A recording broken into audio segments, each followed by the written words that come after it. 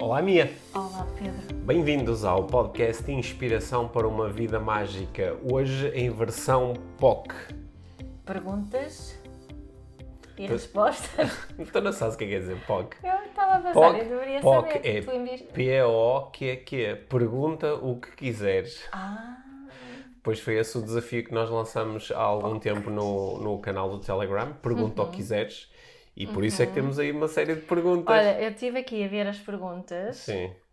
E Bom, são boas perguntas. são boas perguntas, sim. Eu também tinha olhado para algumas das perguntas que nós recebemos e achei que tínhamos aqui material para boas conversas de desenvolvimento pessoal. É mais do que um episódio, acho Sim, eu. provavelmente vamos estender isto durante mais que um episódio. Certo. Sim. Mas já agora, antes de começarmos, só lembrar da importância deste início para qualquer conversa de desenvolvimento pessoal, que é ter uma boa pergunta. Yeah. Não é? E nós já gravamos aqui, já tivemos tantas conversas sobre perguntas e a qualidade das perguntas e o poder Como fazer boas perguntas. e como fazer boas perguntas. E é incrível como uma boa pergunta pode originar muito mais rapidamente uma boa conversa do que uma má pergunta. Ou como nós às vezes dizemos, uma pergunta de cocó. Né? Exato. Mas aqui nós tivemos muito boas perguntas e, portanto, Mesmo. aquilo que nós vamos procurar fazer nos próximos minutos é responder e refletir um pouco sobre as perguntas que nos foram colocadas. É isso? É esse o nosso desafio? Esse é o nosso De desafio. 0 a 10, quão entusiasmada estás com este desafio? Eu estou num 10. Estás num 10? Acho que Que sim. medo! Eu estou num 8. É. Depois de entrar... Depois de começar, Depois de aumenta. começar, se calhar sobe. Isso, Ok? e a experiência diz-me isso também. Parece disso. Então, estás ready? Ok, vamos a isto. Eu vou... nós temos aqui várias perguntas. Eu vou escolhendo as primeiras e depois havemos de tocar aqui também em tudo de uma forma ou outra. E eu vou começar por esta. Como ouvir mesmo a nossa voz interior? Já abrandei o ritmo do cotidiano, mas ainda não me sinto centrada como gostaria. Como ouvir a nossa voz? Como ouvir mesmo a nossa voz interior? Tu é que és a especialista de mindfulness. Sim, mas o mindfulness, o propósito do mindfulness não é propriamente ouvir a voz interior. Pode ser, seja lá qual for a voz interior, não é? O que eu acho que uma das razões porque temos esta pergunta é porque se diz muitas vezes isso. Para tomares a decisão, ouve a tua voz interior. Não é? O importante é saberes ouvir a tua voz interior. Seguir a tua intuição. Não é? Está ligado, não está? Sim. Seguir. E para mim, como eu ando tão viciada nesta questão de investigação sobre as nossas necessidades, para mim, muito mais do que focar-me a procurar conseguir ouvir a minha voz interior, tem a ver com eu conseguir perceber o que é que eu preciso agora. Porque à partida é sobre isto que a minha voz interior vai falar. Acho eu. Mas a pergunta em si e o conceito voz interior não é, está a remeter para uma experiência que a maior parte das pessoas relata ter, que é a experiência de ter uma voz interna. Não é? Nós conseguimos ouvir aquilo que nós chamamos do discurso interno, nós conseguimos ouvir uma voz interior. E também conseguimos ouvir vozes exteriores. Não é? Nós conseguimos ouvir. Eu, por exemplo, neste caso, estou a ouvir a falar. É uma voz exterior que chega até mim. Se eu prestar atenção à minha experiência interna, eu também consigo ouvir uma espécie de um comentador interno. Não é? Achas que é essa voz interior que a pessoa está a procurar ouvir mesmo? Eu acho que essa é a voz que nós mais ouvimos. Essa é que mais ouvimos, sim. Essa é a que ouvimos. Sim. Que, aliás... Mas ela nem sempre é muito simpática. Ela nem sempre é muito simpática, mas é a nossa voz. Não é? E tu sabes que há A nossa voz? É a nossa voz. De quem é essa voz? Quando tu a ouves, ela é de quem? Não, assim, o som... Sim. O som pode ser a minha voz, mas o conteúdo daquilo que aquela voz diz não é necessariamente meu. Ok, isso é para. Mas olha, ainda bem que estás a dizer isso porque eu acho que esta é uma das grandes confusões que existe no mundo do desenvolvimento pessoal. E que entramos já na confusão. Ei. Logo, assim. Não, é uma grande confusão, porque é uma proposta de que há uma coisa que é verdadeiramente minha e é que essa é que é a voz interior, essa é que é a intuição. E depois há outras coisas que são ruído, que muitas vezes esse ruído é apelidado de a mente, né? Daí aquela história que foi popularizada há muitos anos pelo Gustavo Santos quando dizia a mente mente, lembras-te? E muitos humoristas depois pegaram nisto, a mente mente, mas que é uma ideia que está muito popularizada. Yeah. Popularizada neste nosso meio do desenvolvimento pessoal, que é, há um conjunto de coisas que nós ouvimos, portanto, há um conjunto de vozes que não são a nossa voz. Né? E que, portanto, esta história de me relacionar com a voz interior, de ouvir a voz interior ou de me relacionar com a intuição, é aprender no meio dessas vozes todas a reconhecer a voz verdadeira, né? A voz essencial, a voz que é verdadeiramente minha. Ora, eu acho que esta ideia é só uma ilusão. Porque toda a informação que nós temos ao nosso dispor, todas as nossas vozes, elas foram aparecendo como resultado da informação que nós fomos digerindo. Claro, aquilo que eu disse, eu não estava a propor que eram outras pessoas a falar, não é? Que eram mentiras. O que estou a dizer é que o conteúdo, aquilo que essa voz dizer, é precisamente isso, um resultado das experiências no passado, o resultado da forma como falaram connosco quando éramos crianças, por exemplo, não é? Também pode ser isso. Sim, Mas aquelas pode ser outra coisa. Sim. Se calhar estou a reproduzir a voz de um amigo com quem eu estive ontem a conversar e que me disse uma coisa que ficou aqui a ecoar e agora surgiu-me esse pensamento. Sim. E como é que podes ouvir mesmo a tua voz interior? Então, qual é a tua ideia? Eu agora vou procurar sair aqui do problema que eu próprio estou a criar. Porque como é que eu acho que tipicamente se procura fugir desse problema? É dizendo, há aqui um conjunto de vozes que são mentira, são ilusão, vieram de fora, é a mente, é a mente a enganar-nos, é o ego. E depois há uma voz que é a voz verdadeira. E como é que tu sabes que a voz é verdadeira? Porque tem um conjunto de atributos, não é? Supostamente sentes-te em paz. Sentes-te em paz, é pura, é honesta, é uma voz de autovalorização, é uma voz é uma voz que eu sinto como estando alinhada com os meus valores. Só que qual é que é aqui a minha proposta de neuroestratégia? É que a parte de mim que diz que essa voz é verdadeira é essa voz em si. Ok? É como se eu tiver 100 partes de mim e há uma que fala cada uma fala uma coisa diferente e há uma que diz, mas a verdadeira é esta. Não, mas as outras vozes podem questionar isso. Então, como é que eu proponho sair daqui? Senão ficamos à rasca, dizemos, então não há forma de eu identificar esta voz e na realidade não há uma voz interior, há múltiplas vozes interiores e todas elas se manifestam porque estão a satisfazer algum tipo de necessidade. Bom, o que eu acho que não seria uma coisa palerma se dizer. Mas como é que eu saio daqui? Eu saio daqui através de pensamento lógico. Observando uma voz, olha, há aqui uma manifestação dentro de mim que diz eu devia era mandar tudo com caraças e ir viajar pelo mundo. Ok, está aqui uma voz a dizer-me isto. Ou está aqui uma voz a dizer-me que eu não sou suficiente. Ok, é outra voz diferente. Qual é que é a voz interior? Elas são todas interiores porque se estão a manifestar em mim.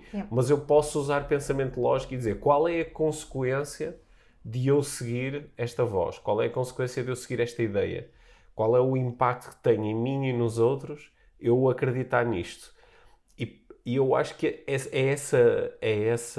essa investigação, é esse inquérito que nos pode levar do ponto de vista lógico a dizer, ok, então isto é bom para mim, isto é bom para os outros. Ou então isto não é nada bom para mim, isto não é nada bom para os outros. E depois posso fazer uma seleção daquilo que é mais interessante. E eu acho que esse é um caminho que tem uma vantagem em relação ao outro caminho do vou-me conectar aqui muito com a intuição. é que este caminho eu posso expor, eu posso dizer, olha, Mia, uma das ideias que se manifesta em mim é esta, e quando eu penso no impacto que esta ideia tem em mim, chego a esta conclusão. Por isso é que eu vou continuar a dizer isto, ou por isso é que eu vou dar menos importância a esta ideia. Mas quando é uma cena da intuição, eu às vezes entro num território que, não, mas a minha intuição diz-me para fazer isto. E tu não consegues, do lado de fora, validar de forma nenhuma, mas como é que o Pedro sabe que esta é a mensagem mais importante? Eu posso dizer, porque eu sinto, ok, pronto, é assim.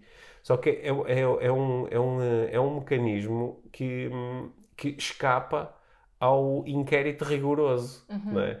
E isso tem uma série de perigos associados, como eu o vejo a acontecer com pessoas que se conectam muito com isto da intuição. Às vezes, eu especulo, é só uma parte do seu sistema que está a pregar um truque a todos os outros sistemas, sabes? É como quando alguém chega e diz, não, mas eu falei diretamente com Deus e está aqui a voz de Deus, não é? E tu do lado de fora podes dizer, ok, será que sim, será que não? Eu não sei. E eu acho que este jogo acontece muitas vezes. Portanto, resposta à pergunta, como ouvir mais a voz interna? Ouvir as vozes todas e pensar sobre isso. Acho que é um bom resumo. É um bom resumo. E não ficar preso nessa ideia de que tem que se ouvir a voz interior. Já pensaste em todas as pessoas que chegam até ti e que estão muito amarguradas porque ouvem outras pessoas a dizer, eu conecto-me com a minha voz interior. Quando eu tenho dificuldades, tenho dilemas, tenho dúvidas, a minha intuição dá uma resposta. E as pessoas depois vão em busca da sua própria intuição e dizem, mas eu não tenho isso. Ou isso está desligado. Yeah, true. Safei-me bem? Sim. Acho que desenrascaste. A tua energia de 0 a 10 está a ir agora, a minha é que subiu para o 10 com esta resposta. Sim, realmente. Eu quero reforçar aqui a minha ideia também de que às vezes pode ser também útil simplesmente estacionar a ideia de que tem que encontrar uma voz ou falar em voz e focar, não, mas o que é que eu e nem o que eu quero, mas o que é que eu preciso. Okay. Não é? Ou aquela velha pergunta que nós já falámos de como é que eu me quero sentir. É? E focar um bocadinho mais ali do que nesta ideia da voz interior. Okay. Sim. Yes. Depois deve haver livros sobre a voz interior, assim que as pessoas podem ler se quiser. Ok. Muito bem, então, uma pergunta que não tem nada a ver com a anterior, ou se calhar tem, porque agora a pensar na minha resposta a esta pergunta, como superar um vício? Como superar um vício? Um vício. Para que começaste a falar de uma forma esquisita? Foi só porque para animar-me. Pensei que era para dar assim, um certo dramatismo. Não, mas a minha inspiração número 1 quando se fala em vícios e dependências é claramente o Gabor Maté. E a ideia, quando ele fala sobre nunca o vício não é um problema, no fundo. O vício é uma solução. O vício é uma solução. Uma solução para quê? Para satisfazer algum tipo de necessidade, para te regular, não é? E ele faz uma pergunta que eu acho que é muito boa, que é o que é que o vício te dá de bom? Não é? O que é que o vício te dá de bom? Quando nós começamos a poder responder a essa pergunta, também aí podemos começar a pensar em novas estratégias que possam dar a mesma coisa. Não é? Portanto, para mim, superar um vício, claro que depende aqui do nível de vício, o vício de quê, mas resumidamente essa pergunta é por aí que eu acredito que precisamos de começar, para depois conseguir superar o vício utilizando uma estratégia diferente. Eu costumo contar a história da minha mãe, que era fumadora, não é? Que teve uma depressão, estava com muitas dores de estômago e fisicamente não estava a conseguir fumar. O vício era fumar.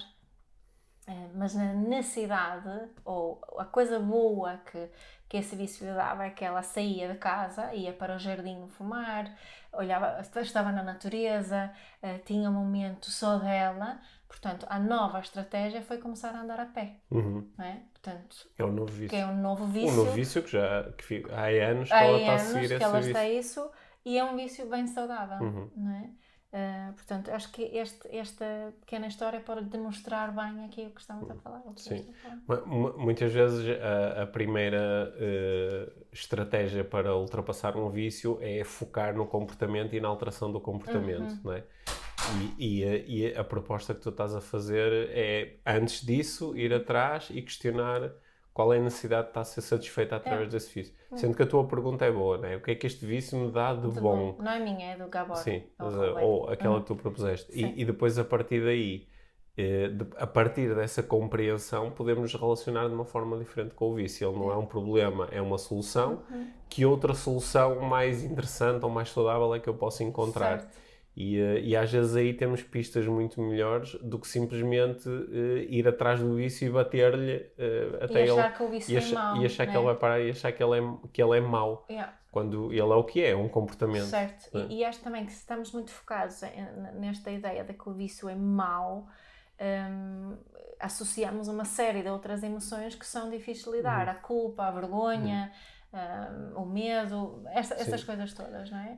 Eu aprendi muito sobre isso quando há uns anos, eu já partilhei esta história aqui no podcast há um momento, quando há uns anos, aliás, sei exatamente há quanto tempo, porque tu estavas grávida do Isaac, portanto foi há quase 11 anos, eu me viciei em jogo online, de uma forma assim muito deliberada, porque eu às vezes trabalhava com clientes ou as pessoas contavam-me histórias de vícios e eu às vezes achava que, pá, mas é tão fácil, a pessoa está a fumar, para de fumar, pronto, não há assim grande problema.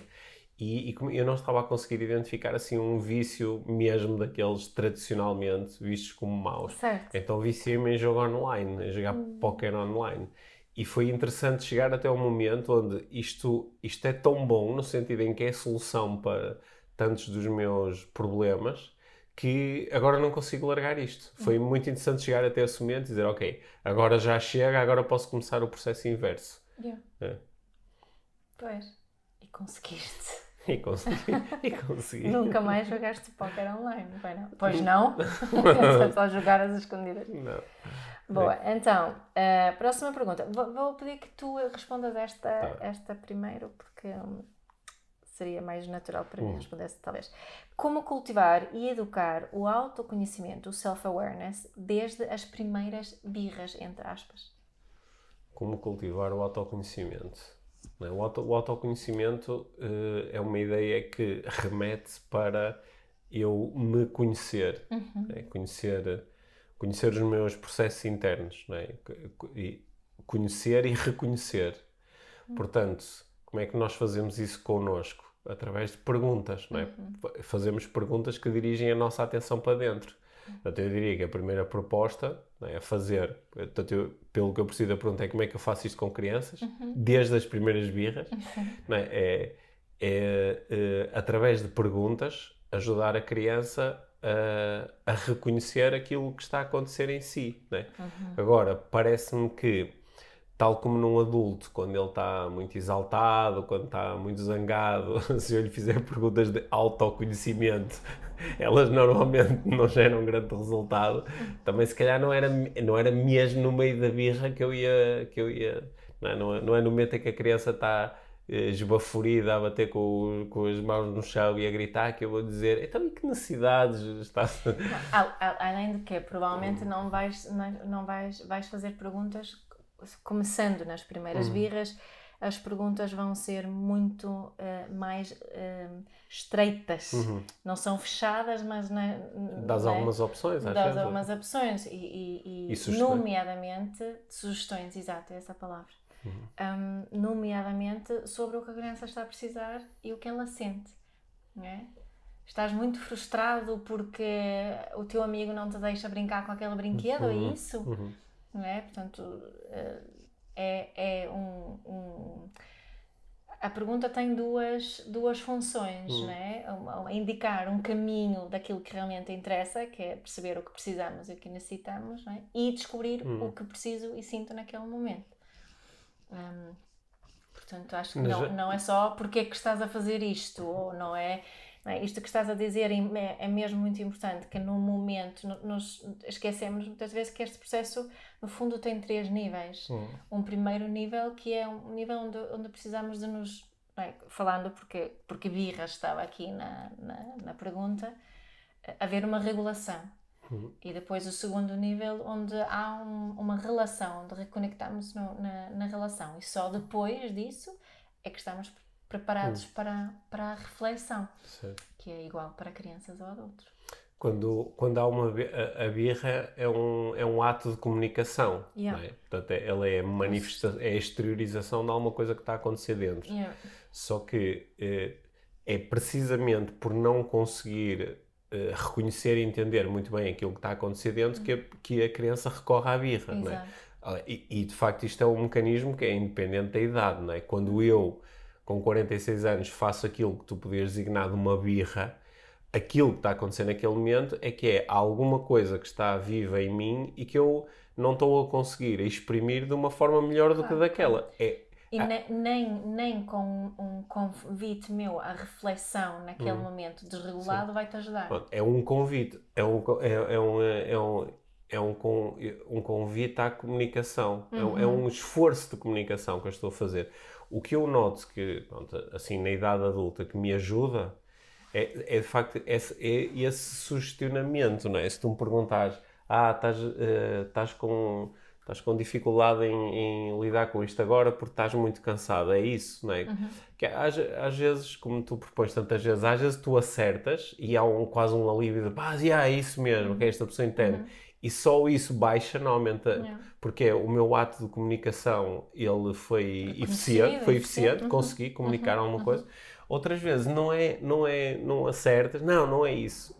Só que o simples facto de eu reconhecer que não é isso, que é outra coisa, já está a trazer um bocadinho de autoconhecimento. Claro, estamos a caminhar para mais clareza. Não é? Por isso acho que às vezes, pensando especificamente nas birras, não é? Tu é que és a especialista nessa área, em fazer birras. Exato. Mas, muitas vezes nós começamos a racionalizar e a argumentar logicamente. A criança está a fazer uma birra no hipermercado, na zona dos brinquedos. E nós dizemos, já tiveste um brinquedo no mês passado e agora não se pode ter brinquedos sempre. E porque é que...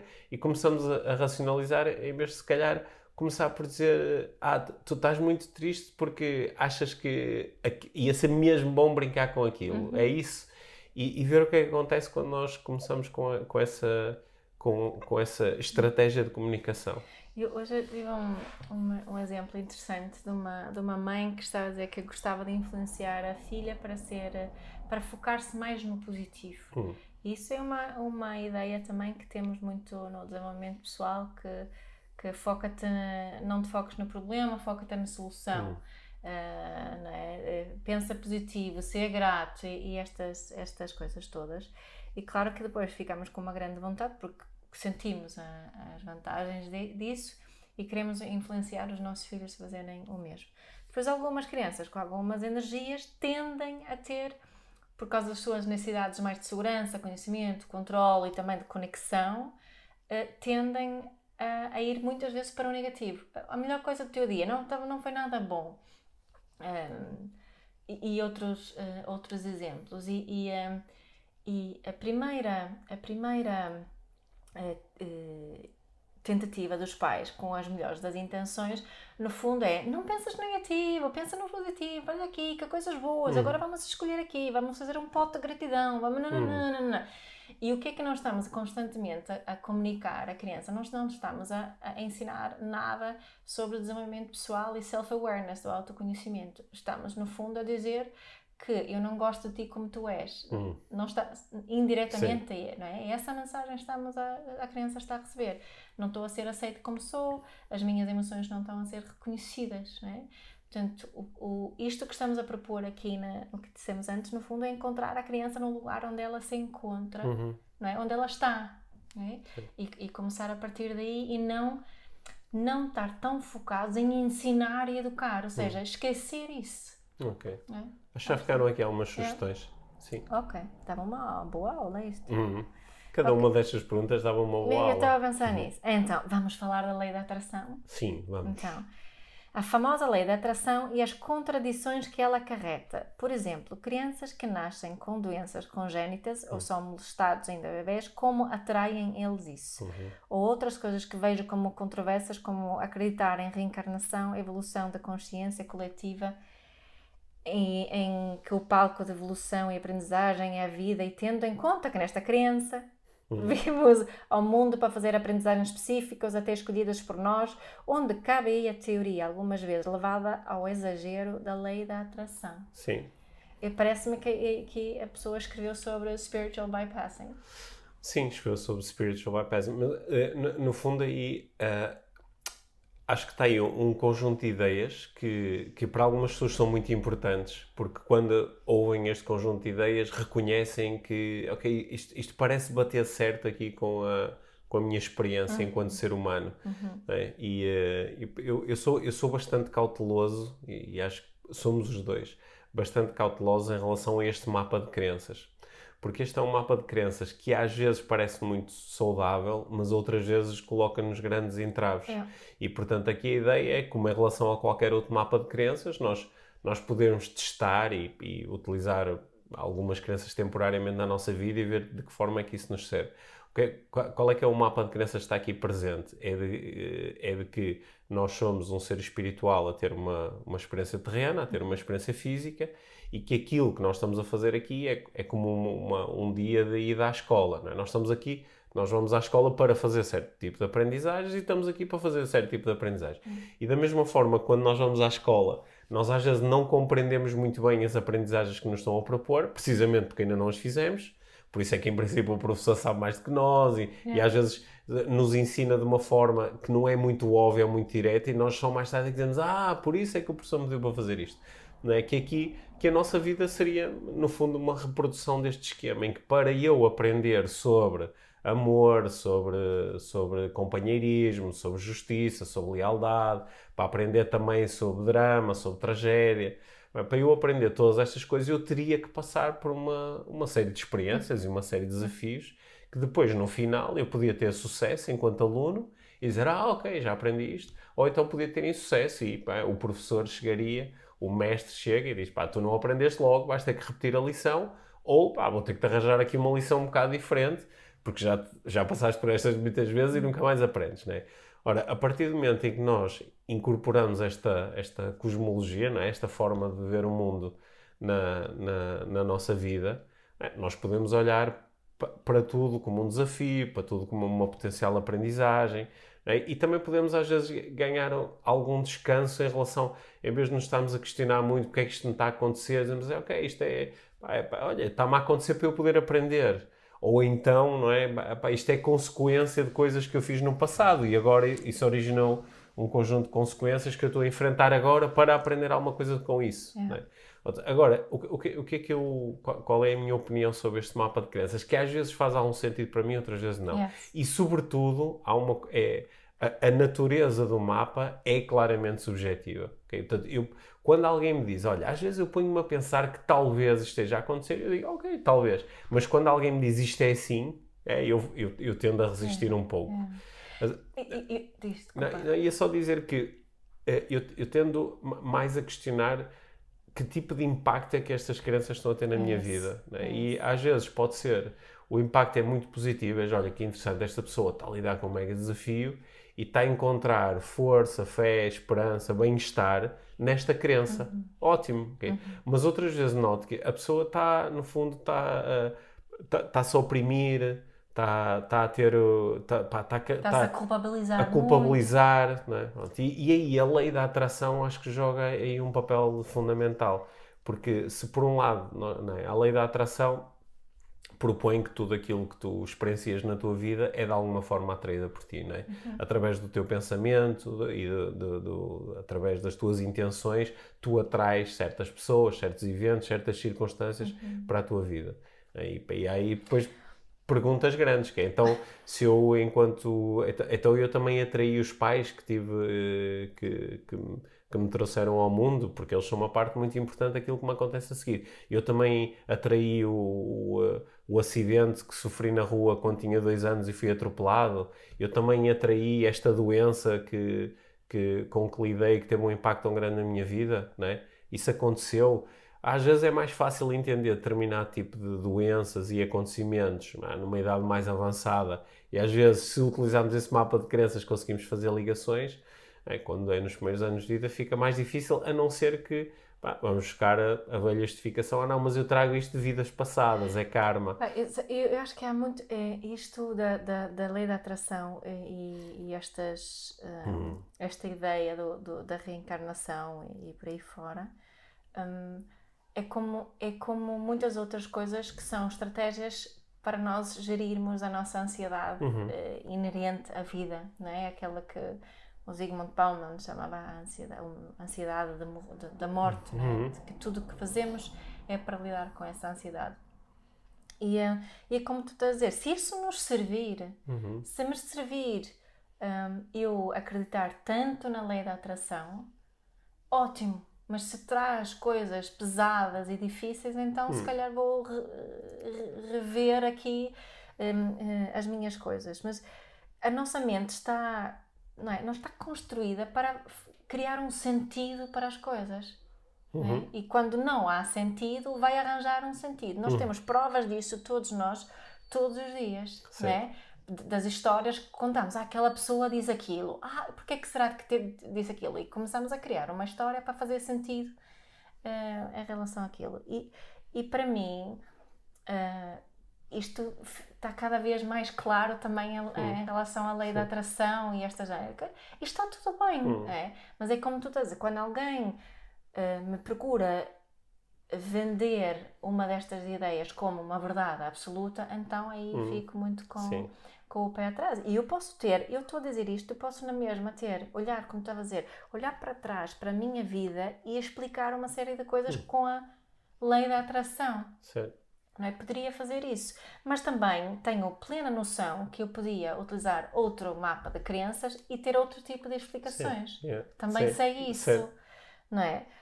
Portanto, eu acho que às vezes é muito conveniente dizer que não é? Ela utilizou aqui o exemplo das crianças. Para algumas pessoas, acreditar isso é muito conveniente, é apaziguador, talvez, para outras não. É muito conveniente e pode ser apaziguador, mas em alguns cenários é mesmo lixado, porque às vezes é mesmo fazer aquilo que tu chamaste inicialmente do spiritual bypass, que é para eu não lidar às vezes com a dor, ou não lidar com o sofrimento, ou não lidar com a ideia de que há coisas que acontecem que são de facto aleatórias, ou que têm uma relação muito afastada com as minhas ações e comportamentos, ou seja, não há grande controle. Para eu não lidar com isto, faço aqui um bypass e digo, não, mas de alguma forma foi eu que atraí isto até mim.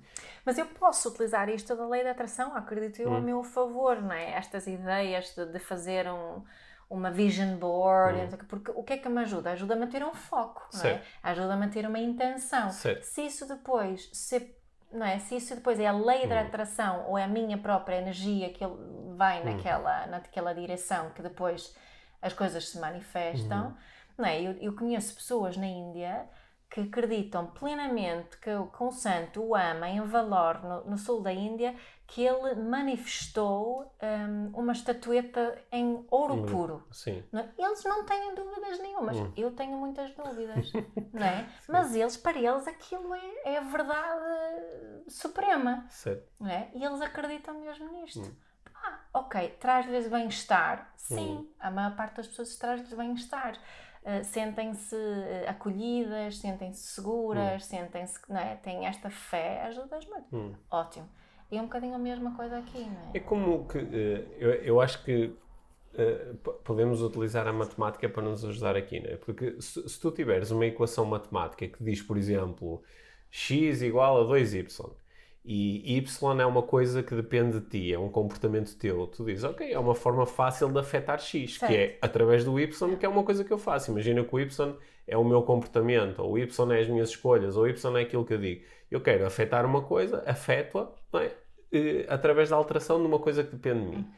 Só que agora imagina que tu tens um sistema de equações, ou não tens uma equação, mas tens milhares ou milhões de equações, que, portanto, tens milhares ou milhões de variáveis. Continua, de alguma forma, quando eu alterar o Y, eu de alguma forma vou criar um impacto no X.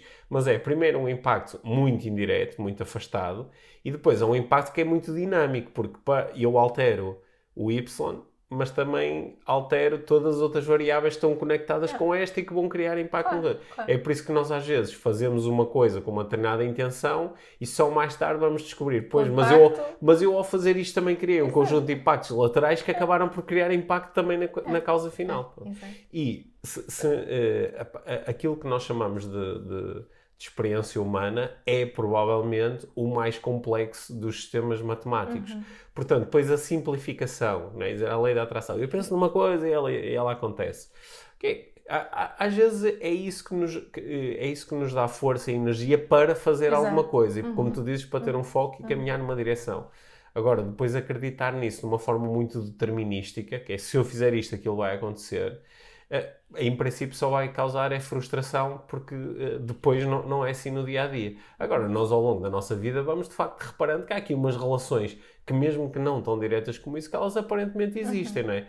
Quando eu faço uma coisa, por exemplo, quando eu medito diariamente, depois observo que tendo a estar mais calmo e relaxado e a ter mais facilidade em lidar com os problemas da minha vida. Ok, há aqui uma relação causa e efeito. Claro que eu depois posso dizer, eu tenho esta calma, esta paciência, porque eu a atraí até a mim através da prática da meditação. Ok. Também é possível. Sim, acho que é uma... diferente.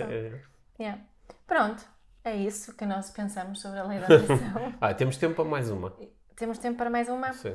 Então, eu acho que vamos falar, tenho aqui duas pessoas que ambas falam em procrastinação e o que é me bloqueia. Porque a inação. E apatia também fala daquilo. Sim, nós não sabemos procrastinação em relação a quê, né? Então, uma das pessoas especifica melhor aqui. Sei o que quero, sinto-o perto, mas deixo-me levar por todas as distrações que surgem. Sem coragem para fazer o que realmente sei que tem de ser feito, agravado com o facto de estar a ter plena consciência disso. Sinto um bloqueio, um receio e não estou a conseguir decifrar nem tomar consciência qual é. Ando apática, a procrastinar e por aí fora. Tenho outras necessidades que são... Tenho outras necessidades que são satisfeitas através da inação. Exato. Não é? Nomeadamente, agora especulando sobre essa situação, mas é o mais comum. Uma das grandes necessidades que eu consigo satisfazer através da inação é a segurança. Porque muitas vezes esta conversa do quero fazer alguma coisa e já sei que quero, mas não faço, é uma coisa que implica algum tipo de mudança ou algum tipo de... Asseguro segurança, previsibilidade. Sim. Portanto, a segurança, a previsibilidade ficam em causa quando eu faço isto que já sei que quero fazer. Portanto, normalmente o que a pessoa pode aprender é que este comportamento procrastinador mostra-me que a segurança é muito importante para mim ou que a previsibilidade é muito importante para mim. Pode até nem ser noutras áreas na vida, mas nesta aqui é. Não é? Porque se eu tivesse... Quase sempre quando as pessoas me dizem eu estou a procrastinar em relação a uma coisa, se elas tivessem a certeza absoluta que fazendo aquela coisa tinham o resultado que desejam, elas faziam. Sim. Só que não têm essa... Procrastinação é uma espécie de vício. Sim. Também, já que falámos disso, não é? Portanto, no fundo, mais uma vez podemos fazer a mesma pergunta. O que é que de bom é que a procrastinação me dá? Sim. Por exemplo, eu procrastino em relação a algumas coisas que não têm tanto a ver com o ganhar segurança procrastinando. Mas às vezes é só o manter conforto. Por exemplo, a ideia do agora não, faço isso amanhã. Não é? Porque se eu fizer agora, eu tenho imediatamente que enfrentar o desconforto de me levantar, de telefonar alguém, de fazer alguma coisa fisicamente. Mas se eu disser amanhã, eu ganho um conforto de eu vou tratar disto. É? Só que não tenho que lidar... Tem um compromisso mais à frente. Mais à frente. Portanto, há aqui um conforto mental. Não, eu vou tratar disto. Não estou a dizer que não faço. Porque é importante fazer. Só que ao mesmo tempo não tenho que lidar agora com o desconforto de fazer essa coisa. Sim. Agora, como é que nós podemos usar este conhecimento a nosso favor? Ou ficamos mais em paz com a procrastinação e dizemos, pois é, porque eu no fundo o que quero é ter aqui um conforto. Em vez de me estar a punir, que é nem faço, não faço, mas ao mesmo tempo digo, sacana, sou um procrastinador, sou um preguiçoso. Um procrastinador ainda por cima é assim uma palavra assim forte, não é? Quando nós estivemos no Robbins, houve lá um que trabalhou isto, fez um grande gesto, Como é que era? Já não me lembro. Já não Isso já lembro, foi há desculpa. tantos anos. Já foi há tantos anos. Eu estava a ver um homem à minha frente a fazer o Mas, gesto dele, desculpem. já não sei onde é que é.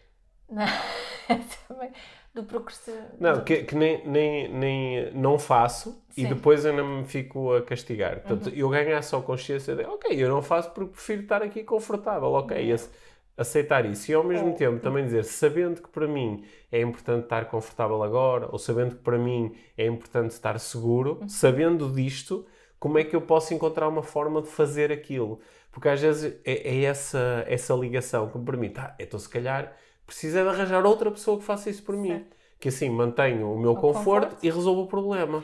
Lá está, não é? A questão é sair da ideia que é either or, que é both and, que podemos satisfazer as necessidades dos dois lados ao mesmo tempo, mesmo a necessidade que tem a ver com a mudança, que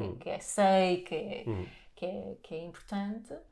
É que às vezes outras necessidades que podem estar envolvidas aqui, por exemplo, numa mudança de um trabalho, pode ser que a conexão com os colegas de trabalho, aquela sensação de pertença com aquelas pessoas, a ligação é muito importante e no fundo é isso que estou a preservar com a minha procrastinação em relação a procurar um novo emprego. Portanto, a questão é que cada um terá as suas necessidades, as suas razões por detrás da procrastinação. Olha, nem de propósito, ainda hoje numa troca de mensagens com um colega, ele me estava a falar num projeto e numa ideia, eu disse, olha, parece-me bem, é uma coisa que me interessa, desde que eu possa continuar a ser preguiçoso. Que é o quê? Que é um conhecimento interno em relação a situações do passado, onde eu tenho depois tendência a procrastinar, porque depois quero manter o meu conforto e não quero estar a trabalhar 14 horas por dia. Né? Só que sabendo disso é quase nós podemos até antecipar que eu depois vou ter que resolver este conflito, portanto eu posso começar a resolvê-lo logo à partida, dizer, sabendo que isto é importante para mim, que soluções é que eu tenho. Eu acho que isso nos pode ajudar bastante, em vez de nos punirmos dizendo e contando a história de que a procrastinação... não consigo entender porque é que estou a procrastinar. E a pergunta que tu fizeste para o vício, de facto, aplica-se aqui. O que é que esta procrastinação me traz de bom? O que é que eu estou a ganhar com adiar alguma coisa ou com não fazer agora? E muitas vezes isso é a solução. Sim. E o que é curioso, acho eu, com este tipo de investigação é que não é preciso fazer nada em particular a não ser revelar isto, pôr na mesa o que é que está aqui, quem sou eu aqui nesta situação. Sim. Olha, também está aqui um bom tema para nós no futuro organizarmos uma das aulas especiais do programa IVM+, acerca da procrastinação. Boa. Acho que temos aí um bom tema. Boa, gostei de responder estas perguntas. Ficaram aí muitas por Ficaram responder. várias. Quer dizer que vamos ter que ter um POC 2. Um POC 2. Ainda te lembras o que é POC? Pergunta o que quiseres. Pergunta o que quiseres. Boa. Em breve lançamos o POC 2 e respondemos ao resto das perguntas. Está bem? Obrigada. Sim. Obrigado, Mia.